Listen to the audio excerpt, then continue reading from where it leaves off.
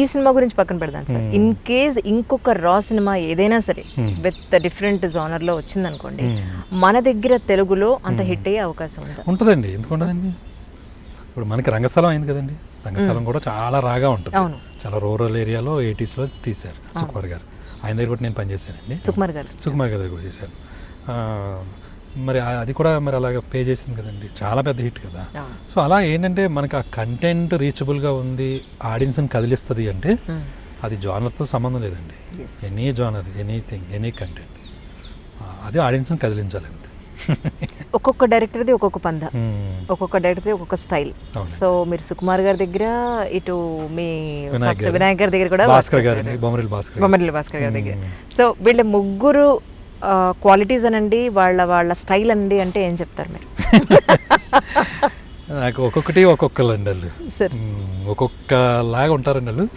Gems నిజం చెప్పాలంటే వినాయక్ గారు అంటే అసలు అని ఏంటో బాబు ఎంత ఫాస్ట్గా తెస్తారు సినిమా అనిపించేది నాకు. చాలా షార్ప్గా ఉంటుందండి, నాకు అది బాగా ఇష్టం అనిపించింది. డైనమిక్గా ఉంటుందండి ఆయన యాటిట్యూడ్ కానీ, ఆయన తీసే విధానం కానీ. ఆయన సినిమాలు కూడా మీకు చూశారు కదా. ఇంకా సుకుమార్ గారికి వస్తేనండి, నేను ఆశ్చర్యపోయానండి సుకుమార్ గారిని చూసినప్పుడు.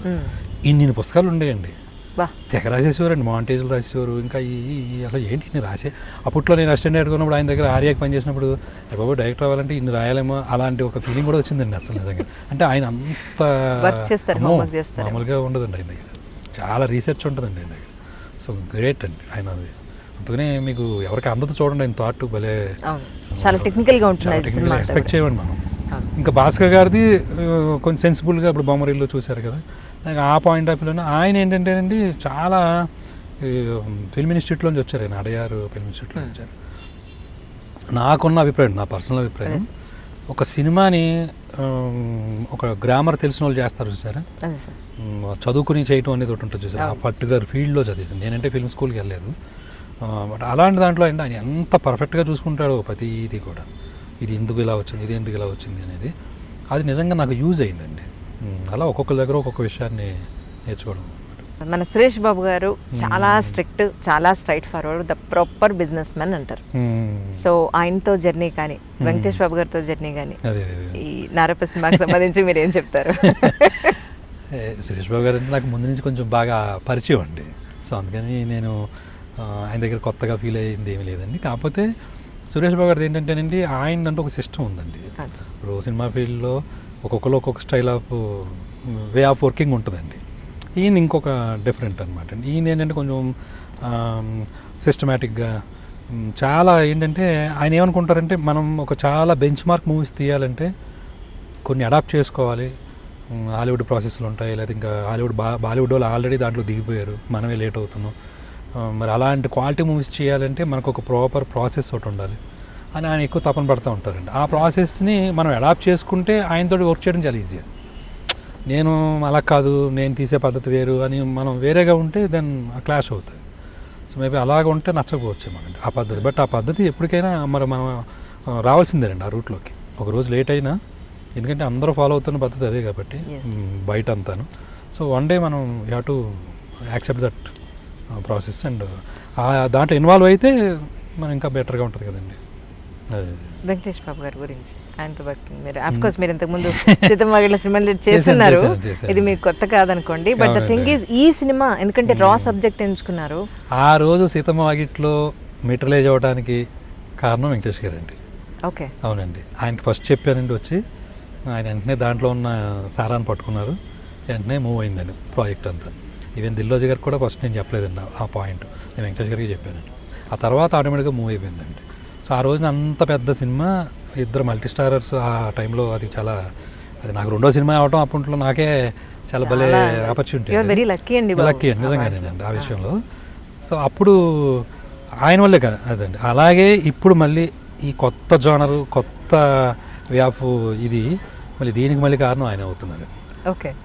సో ఆ రకంగా నాకు లైఫ్లో ఆయన ఇంకా అది చాలా పెద్ద ప్లేస్ అండి ఆయనది అయితే మటుకు. ఇప్పుడు యాక్చువల్లీ చాలా రిస్కీ షార్ట్స్ ఇందులో ఇప్పుడు నారప్పలో ఉన్నాయి. ఆయన చాలా ఈజీగా ఏంటి అదా లొకేషన్ ఓకే కానిచ్చేయండి అని చెప్పని వెళ్ళిపోయిన సందర్భాలు కూడా ఉన్నాయి. సో అలాంటి సిచ్యువేషన్స్, చాలా రిస్కీ షార్ట్స్ గురించి ఒక్క పాయింట్ అన్న మాతో పంచుకుంటే. ఉన్నాయండి చాలా రిస్కీ షార్ట్స్. అంటే ఇప్పుడు ఫైట్ ఉందండి, 3 ఫైట్లు ఉంటాయండి పెద్ద పెద్దవి. ఇక్కడ పీటర్ హైన్స్ గురించి కూడా చెప్పుకోవాలండి. నాకు లక్కీగా ఏంటంటే ఇలా పెద్ద పెద్ద టెక్నీషియన్లతో చేసే అవకాశం నేను చాలామందికి వచ్చిందండి నాకు. సో తొందరగా వచ్చింది మీకు, చాలా తొందరగా వచ్చిందండి. వాళ్ళతో చేసేటప్పుడు చూస్తున్న ఇది ఉంటుంది కదండి, సార్ ఆ ఫైట్లో కూడా అండి చాలా రిస్కీ ఫైట్లు అండి అన్నీ కూడా. అంటే ఎమోషన్ మిక్స్ అవుతుందండి ప్రతి దాంట్లో కూడా. ఇప్పుడు నేను యాక్షన్ చేయాలి నరికే అంటే నేను చేసుకోవడం, బట్ ఆ వెనకాల దాన్ని ఒకటి మోసుకుంటూ వెళ్ళాలండి ఎమోషన్. అది మళ్ళీ ఫేస్లో కనపడకపోతే అది పండదండి. ఉత్తనే ఏదో సోలోగా ఏదో ఫైట్ చేసినట్టు కాకుండా అది తీసుకోవాలండి గట్టిగా. ఆ దమ్ము అదంతా తీసుకుని చేయాలి అంటే ఆ ఫస్ట్ రిస్క్ అక్కడే ఉందండి. ఫస్ట్ ఆయన అది చేయటం, మళ్ళీ రెస్ట్ తీసుకోవటం, మళ్ళీ కొంచెంసేపు మళ్ళీ ఆ ఎమోషన్ తెచ్చుకుని రావటం, అమ్మో అసలు అది ఆయన పడ్డ కష్టం నిజంగా. అదే రేపొద్దున ఫలితం కూడా చూడండి ఎలా ఉంది. కష్టం ఉంటేనే పోదండి. అలాగే టీం అంతా ఎవ్రీ వన్ ప్రతి ఒక్కరు హార్ట్ పెట్టేశాడండి సినిమాకి. బాగుంది, అంత బాగా జరిగిందండి. ఇప్పుడు ఒరిజినల్ వెర్షన్కి ఇప్పుడు మనం తీస్తున్న తెలుగు నారప్పకి అంటే కొంత గ్లామర్ ఏమన్నా యాడ్ చేయడం జరిగింది? అక్కడ టోటల్గా రాగా తీశారు, ఇక్కడ మన తెలుగు ఇండస్ట్రీకి సంబంధించి అంటే ఇక్కడ మన తెలుగు వాళ్ళకి అనుకూలంగా ఏమన్నా కొంత గ్లామర్ ఏమైనా యాడ్ చేశారు? అంటే కొంచెం మనం తీసుకునే ప్లేస్లు కానీ ఇవన్నీ కూడా నేటివిటీకి తగ్గట్టుగానే సెలెక్ట్ చేసుకోవడం జరిగిందండి. ఓకే. సాంగ్స్ కూడా కొంచెం మోర్ రిలేటెడ్గా ఉంటానికి అని చెప్పేసి మీరు అన్నట్టు ఆ పాయింట్ ఆఫ్ వ్యూలో సార్ కొంచెం అవి కూడా కొంచెం మాడిఫై చేసి చేసుకోవడం జరిగింది అనమాట. అంతే. అంటే దీన్ని యాక్సెంట్ భాష వచ్చేసేటప్పటికి అనంతపురం స్లాంగ్ అనే చెప్పారు కదా యాక్చువల్లీ. సో దానికి సంబంధించి ఎలాంటి హోంవర్క్ చేశారంటే ఏం చెప్తారు అంటే హీరో గారు కానీ అటు ప్రియమణి గారు కానీ? నేను ఏం చేశానంటే అండి, నాకు షూటింగ్ జరుగుతున్నప్పుడు ఒక కుర్రోడు ఎవరో ఫోన్ మాట్లాడుతుంటే పక్కన కరెక్ట్గా స్లాంగ్ బాగా నచ్చి ఓకే తను పీల్చుకుని నేను ఇక్కడికి రప్పించేసానండి. ఓకే. 4 రోజులు ఇక్కడ ఉన్నాడండి అబ్బాయి. రోజు అబ్బాయితో మాట్లాడటం, ఆ స్లాంగ్ నేను పట్టుకోవటం, నా డైలాగ్స్ అన్నీ ఇంకా ఆ స్లాంగ్లో రాసుకోవటం, నేను మళ్ళీ రికార్డ్ చేసి ఎప్పటికప్పుడు ఆ స్లాంగ్లో మళ్ళీ హీరో గారికి మేజర్ ఆర్టిస్టులందరికీ కూడా నా స్లాంగ్ ఇది అని చెప్పేవటం అండి. అలా జరిగిందండి. నాకు చాలా సాటిస్ఫైడ్ అండి ఆ జాబ్ మాట. ఎందుకంటే మీరు టోటల్గా east west side, east west కదండి. నాకు కొంచెం తొందరగా ఏదైనా ఉంటే ఇమిటేట్ చేయడం అది నాకు చాలా ఈజీ అవుతుందండి. ఓకే. నాకు అది ఉండటం వల్ల కొంచెం తొందరగా వర్క్ చేయడం ఈజీ అయిపోయిందండి. ఇది పైగా ఇందులో ఏంటంటే ఆయన చాలా అలసిపోయి ఉంటాడండి ఆ క్యారెక్టర్, ఫుల్లీ టైర్డ్. ఆ ఫాదరు క్యారెక్టర్ ఆ ఫ్యామిలీలో ఎన్నో చూసి ఇంకా వ్యవసాయం అందులో పడి చాలా అనగారంగా ఉంటారు కదండి అందులో. ఇంకా అందులోనే బాగా అలసిపోయింది. అందుకని ఆ వాయిస్ కూడా చాలా జీరగా రావాలి. అది కూడా ఆయన బాగా తీసుకున్నారండి అది చెప్తున్నప్పుడు కూడా. ఓకే.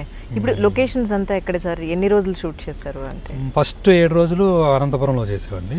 తర్వాత మళ్ళీ కోవెల్పట్టి అని తమిళనాడులో కొంచెం అటువైపు వెళ్ళిపోయాం. అక్కడ కంటిన్యూగా 58 డేస్ అండి.